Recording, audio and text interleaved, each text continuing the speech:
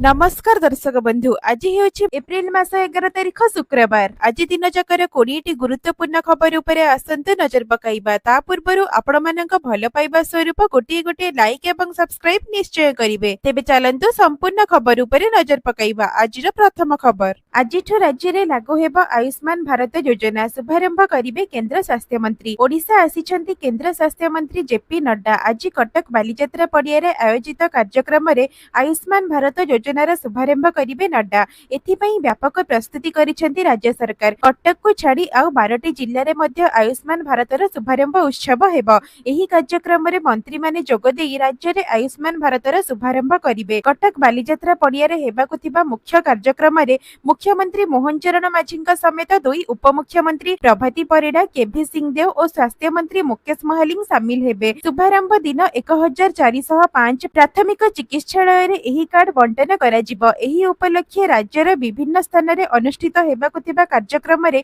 विभिन्न विभागर मंत्री उपस्थित रहिबे। प्रथम पर्याय रे प्रति गाँ रे 25 जन को आयुष्मान भारत कार्ड प्रदान कराजिबो। पर्याय क्रमे राज्यर 3.5 कोटी हिताधिकारी को कार्ड जोगाई दियाजिबो। परवर्ती खबर, चिंतारे ग्राहक पुणी बढ़िला सुना दर। 2-3 दिन धरी सुना दर ह्रास पाइबा परे पुणी वृद्धि पाइछि सुना दर। सुना दर रे 40% ह्रास पाइपारे बोली कुहा जाउथिबा बेले पुणी दर वृद्धि पाउछि। 56,000 टंका को सुना ह्रास पाइपारे बोली विभिन्न जातीय गणमाध्यम रे खबर प्रकाशित होइथिला। हेले आज पुणी थरे सुना रूपा दर वृद्धि पाउछि। आज राजधानी भुवनेश्वर रे 22 क्यारेट 10 ग्राम सुना मूल्य 85,600 टंका रहिथिबा बेले 24 क्यारेट सुना मूल्य 93,380 टंका रे पहुंचीछि। सेही भली 1 केजी रूपार मूल्य 96,500 टंका छुईछि। परवर्ती खबर, ओलंपिक्स रे क्रिकेट को नै आसिला नियम। अंशग्रहण करि परिबे 6टी दल। 128 वर्ष परे ओलंपिक्स रे क्रिकेट शामिल होईछि। 1900 मसीहा रे शेष थर पई ओलंपिक्स रे क्रिकेट खेला जाइथिला।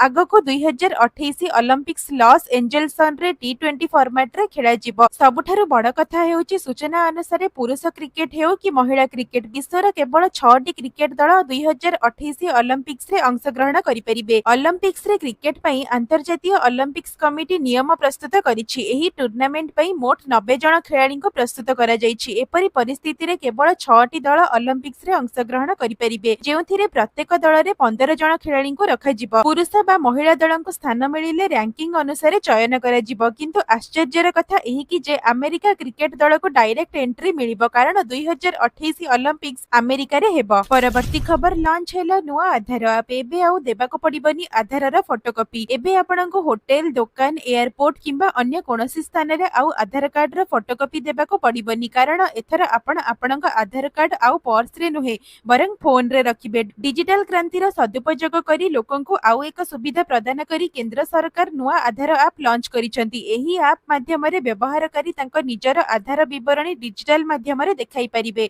एपरि हेले आपनको कोनोसी जरूरीकालीन काम पई आधार कार्ड रो फोटोकॉपी देबाको पडिबनी। ए नै केंद्रीय इलेक्ट्रोनिक्स और आईटी मंत्री एही ऐप को लॉन्च करिसंती, जहा कि एही ऐप आपनको चेहरा माध्यम रे परिचय प्रदान करिवो। परवर्ती खबर, एप्रिल 22 रे पुणी अकाउंट को आसीबो सुभद्रा टंका। जानंतु एथरा केउ माने पाइबे। पुणी 22 तारिख रे मिलिबो सुभद्रा टंका। जेउ माने योजनार लाभ पाइबा पई आवेदन करिथिले सेमानक मध्यरु जे योग्य विवेचित हेबे सेमाने टंका पाइबे बोली उपमुख्यमंत्री प्रभाती परिडा कहिसंती। प्रभातींक एही घोषणा परे एबे पुणी थरे सुभद्रा आवेदनकारींक मध्यरे खुशीर लहरी खेली जाइछि। मार्च रे राज्य रे अनेक महिलांक सुभद्रा टंका मिलिथिला, हेले अनेकंकर कोनोसी कारणवशत अकाउंट को टंका आसी नथिला। किंतु सेमाने एबे आदम व्यस्त हेबार आवश्यकता नाही, कारण पुणी थरे एही मासरे सुभद्रा टंका अकाउंट को आसीबाको जाउछि। सूचना अनुसार अयोग्य हिताधिकारींक सर्वे परे प्रथम किस्तीर षष्ठ पर्यायर टंका दियाजिबो बोली कहिसंती प्रभाती परिडा। एप्रिल 22 और 23 तारिख रे नूतन आवेदनकारींक सुभद्रा टंका मिलिबो। 1,70,000 हिताधिकारींक भितरु जेउ माने योग्य सेमाने टंका पाइबे बोली उपमुख्यमंत्री प्रभाती परिडा स्पष्ट करिसंती। परवर्ती खबर, बढ़िला राशन कार्ड सहित आधार लिंक रो समय सीमा। राशन कार्ड अपडेट लगी राज्यव्यापी लोके चिंतारे रहिथिबा बेले सेथिरु सामान्य पुणी थरे आश्वस्ति मिलिछि, कारण पूर्व अपडेट लगी मार्च 30 तारिख धार्य होइथिबा बेले वर्तमान एहाको जून 30 को वृद्धि करा जाइछि। फଳରେ साधारण जनता को आश्वस्ति मिलिछि। उपभोक्ता को एबे राशन कार्ड रे आधार लिंक करिबा पई 3 मासर समय दिया जाइछि। केंद्रीय खाद्य सुरक्षा विभाग ବିଭାଗ ଏକ ଅଧିସୂଚନାରେ କହିଛନ୍ତି ଏବେ ଜୁନ୍ 30 ଯାଏ ରାସନ କାର୍ଡ ସହିତ ଆଧାର ଲିଙ୍କ କରାଯାଇ ପାରିବ। ମାର୍ଚ୍ଚ 31 ତାରିଖ ଯାଏ ରାସନ କାର୍ଡରେ ଇକେୱାଇସି ଅପଡେଟ ପାଇଁ ଡେଡଲାଇନ ରହିଥିଲା। ଏହାପରେ ରାଷ୍ଟ୍ରୀୟ ଖାଦ୍ୟ ସୁରକ୍ଷା ଅଧିନିୟମ ଅନ୍ତର୍ଗତ କାର୍ଡରେ ଥିବା ସମସ୍ତ ବ୍ୟକ୍ତିଙ୍କ ଇକେୱାଇସି କରାଇବା ବାଧ୍ୟତାମୂଳକ କରାଯାଇଛି। ତେଣୁ ଏହାକୁ ଆଖି ଆଗରେ ରଖି ଏହି ଡେଡଲାଇନକୁ ଜୁନ୍ 30 ତାରିଖ ଯାଏ ବଢାଇ ଦିଆଯାଇଛି। ପରବର୍ତ୍ତୀ ଖବର ଏସବିଆଇ ଏଟିଏମ ଟ୍ରାଞ୍ଜାକ୍ସନ ନିୟମରେ ବଡ ପରିବର୍ତ୍ତନ। ଦେଶର ସବୁଠାରୁ ବଡ ବ୍ୟାଙ୍କ ଏସବିଆଇ ଆଣିଛି ବଡ ଖବର। ଆପଣଙ୍କର ଯଦି ଷ୍ଟେଟ ବ୍ୟାଙ୍କ ଅଫ ଇଣ୍ଡିଆରେ ଆକାଉଣ୍ଟ ଅଛି ଆଉ ଆପଣ ଏସବିଆଇ ଏଟିଏମ କାର୍ଡ ବ୍ୟବହାର କରୁଛନ୍ତି ତେବେ ଆପଣଙ୍କ ପାଇଁ ଏହି ଖବର ବେଶ ଗୁରୁତ୍ୱପୂର୍ଣ୍ଣ। ମେଟ୍ରୋ ହେଉ କିମ୍ବା ଅନ୍ୟ ସହର ସବୁ ଆକାଉଣ୍ଟଧାରୀଙ୍କୁ ଏସବିଆଇ ଏଟିଏମ ରୁ ମାଗଣା 10 ଥର ଟ୍ରାଞ୍ଜାକ୍ସନ ମିଳିବ। ସେହିପରି ଅନ୍ୟ ଏଟିଏମ ରୁ ଏସବିଆଇ ର ଗ୍ରାହକମାନେ ମାଗଣାରେ 5 ଥର ଟ୍ରାଞ୍ଜାକ୍ସନ କରିପାରିବେ। ଯଦି ଏହି ଲିମିଟ କ୍ରସ ହୁଏ ତେବେ ଏଥିପାଇଁ ଗ୍ରାହକଙ୍କୁ 21 ଟଙ୍କା ସହିତ ଜିଏସଟି ଚାର୍ଜ ଦେବାକୁ ପଡୁଥିଲା କିନ୍ତୁ ଏବେ ପୂର୍ବ ଅପେକ୍ଷା ଅଧିକ ଟଙ୍କା ଦେବାକୁ ପଡିବ। ଯଦି ଆପଣଙ୍କର ଏସବିଆଇ ଆକାଉଣ୍ଟରେ ହାରାହାରି ମାସିକ ରାଶି 25 ରୁ 50 ହଜାର ଟଙ୍କା ଭିତରେ ରହୁଛି ତେବେ ଆପଣଙ୍କୁ ଅତିରିକ୍ତ 5ଟି ଅଧିକ ଟ୍ରାଞ୍ଜାକ୍ସନ ମିଳିବ। ସେହିପରି ଯେଉଁ ଗ୍ରାହକମାନଙ୍କର ହାରାହାରି ମାସିକ ରାଶି 50 ହଜାରରୁ ଲକ୍ଷେ ଟଙ୍କା ଭିତରେ ରହିଛି ସେମାନଙ୍କୁ ଆଉ 5ଟି ଅତିରିକ୍ତ କାରବାର କରିବାର ସୁଯୋଗ ମିଳିବ। ତା ସହିତ ଯେଉଁ ଏସବିଆଇ ୟୁଜର୍ସଙ୍କର ହାରାହାରି ମାସିକ ରାଶି ଲକ୍ଷେ ଟଙ୍କାରୁ ଅଧିକ ସେମାନେ ଅନଲିମିଟେଡ ଫ୍ରି ଟ୍ରାଞ୍ଜାକ୍ସନର ସୁବିଧା ଉଠାଇ ପାରିବେ। ଏନେଇ ଷ୍ଟେଟ ବ୍ୟାଙ୍କ ଅଫ ଇଣ୍ଡିଆର ଏହି ନୂଆ ନିୟମ ଆସନ୍ତା ମେ ମାସ 1 ତାରିଖରୁ ଲାଗୁ ହେବାକୁ ଯାଉଛି। ପରବର୍ତ୍ତୀ ଖବର 2 ଦିନ ଛେଚିବ କାଳବୈଶାଖୀ ବର୍ଷା ସତର୍କ କଲା ପାଣିପାଗ ବିଭାଗ। ଡରାଉଛି ତାତି ମୁହଁ ପୋଡ଼ି ଦେଉଛି ଝାଞ୍ଜି ପବନ।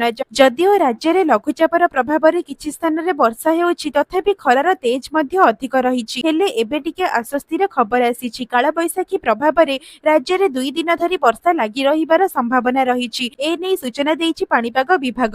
ଲଘୁଚାପ ପ୍ରଭାବରେ ଓଡ଼ିଶା ପାଗରେ ସାମାନ୍ୟ ପରିବର୍ତ୍ତନ ଆସିଛି। ଦିନର ତାପମାତ୍ରା 2 ରୁ 3 ଡିଗ୍ରୀ ପର୍ଯ୍ୟନ୍ତ ହ୍ରାସ ପାଇଛି। ବୌଦ୍ଧ ବ୍ୟତୀତ ରାଜ୍ୟର ସମସ୍ତ ସହରରେ ଦିନର ତାପମାତ୍ରା 40 ଡିଗ୍ରୀ ତଳକୁ ଖସି ଆସିଛି। 11 ଓ 12 ତାରିଖରେ ଉପକୂଳ ଓଡ଼ିଶାରେ କାଳବୈଶାଖୀ ପ୍ରଭାବ ରହିବ ଏବଂ 13 ତାରିଖ ଠାରୁ ପାଗରେ ପରିବର୍ତ୍ତନ ଆସିପାରେ ବୋଲି ଆଞ୍ଚଳିକ ପାଣିପାଗ ବିଜ୍ଞାନ କେନ୍ଦ୍ର ପକ୍ଷରୁ ପୂର୍ବାନୁମାନ କରାଯାଇଛି। ପରବର୍ତ୍ତୀ ଖବର ଭାରତରେ ପହଞ୍ଚିଲା ମୁମ୍ବାଇ ଆକ୍ରମଣର ମାଷ୍ଟରମାଇଣ୍ଡ ତହବୁର। ଭାରତ ଫେରିଛି 26/11 ମୁମ୍ବାଇ ଆତଙ୍କୀ ହମଲାର ଅନ୍ୟତମ ମାଷ୍ଟରମାଇଣ୍ଡ ତହବୁର ରାଣା।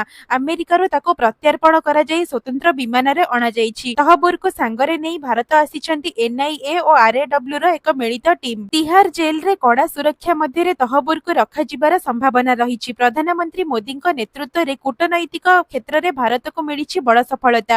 ଆମେରିକାର ସୁପ୍ରିମକୋର୍ଟ ମୁମ୍ବାଇ ଆକ୍ରମଣର ଦୋଷୀ ଆତଙ୍କୀ ତହବୁର ରାଣାକୁ ଭାରତ ପଠାଇବା ପାଇଁ ମଞ୍ଜୁରି ଦେଇଥିଲେ। ତହବୁର ପକ୍ଷରୁ କରାଯାଇଥିବା ଆବେଦନକୁ ଆମେରିକା ସୁପ୍ରିମକୋର୍ଟ ଖାରଜ କରିବା ଫଳରେ ପାକିସ୍ତାନର ମୂଳ ବାସିନ୍ଦା ତହବୁର ରାଣା ଭାରତ ଫେରିବାର ବାଟ ପରିଷ୍କାର ହୋଇଥିଲା। ପୂର୍ବତନ ପାକିସ୍ତାନୀ ସାମରିକ ଡାକ୍ତର ତହବୁର ରାଣା କାନାଡାରେ ବ୍ୟବସାୟ କରୁଥିଲେ। 2008ରେ ଭାରତର ମୁମ୍ବାଇରେ ହୋଇଥିବା ଆତଙ୍କବାଦୀ ଆକ୍ରମଣରେ ସେ ପ୍ରମୁଖ ଭୂମିକା ନିଭାଇଥିଲେ। ତେଣୁ ଭାରତ ପାଇଁ ମୋଷ୍ଟ ୱାଣ୍ଟେଡ୍ ଥିଲା ଏହି ପାକିସ୍ତାନୀ ଆତଙ୍କବାଦୀ। ପରବର୍ତ୍ତୀ ଖବର ଖୁବ୍ ଶୀଘ୍ର 12,000 ପୋଲିସ ପଦବୀ ପୂରଣ। ମୁଖ୍ୟମନ୍ତ୍ରୀ କେନ୍ଦ୍ରମନ୍ତ୍ରୀ ଶାହାଙ୍କ ସହ ଆଲୋଚନା ପାଇଁ ନର୍ଥ ବ୍ଲକ ଗସ୍ତ କରିଥିଲେ। ଆଲୋଚନାରେ ମୁଖ୍ୟତଃ ଆଇନ ଶୃଙ୍ଖଳା ସମସ୍ୟା ଉପରେ ଆଲୋଚନା କରାଯାଇଥିଲା। ବିଶେଷ କରି ପୋଲିସ ବାହିନୀ ମଧ୍ୟରେ କର୍ମଚାରୀ ଅଭାବକୁ ଦୂର କରିବା ଉପରେ ଗୁରୁତ୍ୱ ଦିଆଯାଇଥିଲା। ଏଥିସହ ଆଇନ ଶୃଙ୍ଖଳାକୁ ଅଧିକ ଗୁରୁତ୍ୱ ଦେବା ଉପରେ ଫୋକସ ହୋଇଛି। ଏହା ସହ ଆଇନ ଶୃଙ୍ଖଳା ସହିତ ଜଡ଼ିତ ଖାଲି ପଦବୀ ସବୁ ପୂରଣ ହେବା ନେଇ ଆଲୋଚନା ହୋଇଛି। ଖୁବ୍ ଶୀଘ୍ର ଖାଲି ଥିବା 12,000 ପଦବୀ ପୂରଣ ହେବ। ଟ୍ରାଫିକ ସମସ୍ୟା ସାଇବର ଅପରାଧ କମ ପାଇଁ ମଧ୍ୟ ଆଲୋଚନା ହୋଇଛି। ପରବର୍ତ୍ତୀ ଖବର ସମ୍ବଲପୁର ଓ ବୌଦ୍ଧରେ ସକାଳୁଆ ଅଫିସ ତତଲା କଡ଼େଇରେ ସିଝୁଛି ଓଡ଼ିଶା। ଅସହ୍ୟ ତାତି ଓ ଗୁଳୁଗୁଳିରେ କଲବଲ ହେଉଛନ୍ତି ରାଜ୍ୟବାସୀ।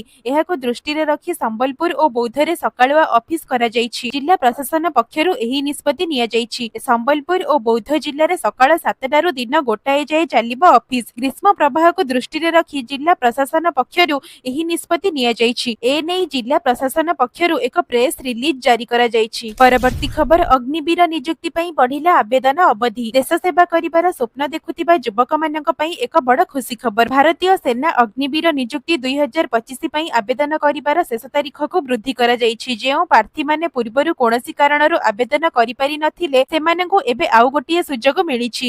ନୂତନ ତାରିଖ ଅନୁଯାୟୀ ଆଗ୍ରହୀ ପ୍ରାର୍ଥୀମାନେ ଏବେ 25 ଏପ୍ରିଲ 2025 ପର୍ଯ୍ୟନ୍ତ ଆବେଦନ କରିପାରିବେ। ସରକାରୀ ୱେବସାଇଟ joinindianarmy.nic.in କୁ ଯାଇ ଅନଲାଇନରେ ଆବେଦନ ପୂରଣ କରିପାରିବେ। ପୂର୍ବରୁ ଏହି ନିଯୁକ୍ତିର ଶେଷ ତାରିଖ 10 ଏପ୍ରିଲ 2025 ରଖାଯାଇଥିଲା କିନ୍ତୁ ଯୁବକମାନଙ୍କ ସୁବିଧାକୁ ଧ୍ୟାନରେ ରଖି ଏହାକୁ ଆଉ କିଛି ଦିନ ବୃଦ୍ଧି କରାଯାଇଛି।